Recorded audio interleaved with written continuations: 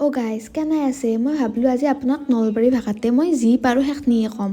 মই এইটো ৰাখলোঁ ৰুম ঠিক কৰাত। নতুনকৈ বেমাৰ হৈছে মোৰ। ৰুম সদায় সদায় ঠিক কৰা। মোৰ টেবুলখন দেখছি নাই কেনে লেতেৰা হৈ থাকে।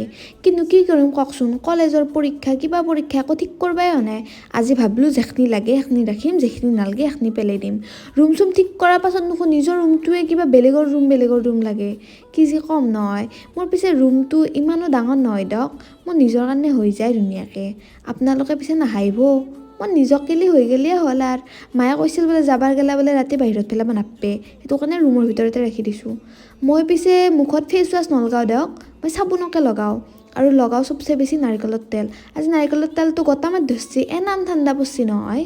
তাৰপিছত চিৰামকে লগাইছোঁ। চিৰাম লগাৰ পিছত মই চুলি কোচা কাটিছিলোঁ না। এতিয়া মেলবাও নোৱাৰোঁ, বান্ধবাও নোৱাৰোঁ, সেনেকৈ থাকে। আপোনালোকে পিছে মোক মৰম চৰম অকণমান দিব। দেখছি না ইউনিভাৰ্চৰ আগত মই আপোনালোকৰ কাৰণেও ভাবোঁ, মোৰ কাৰণেও ভাবোঁ।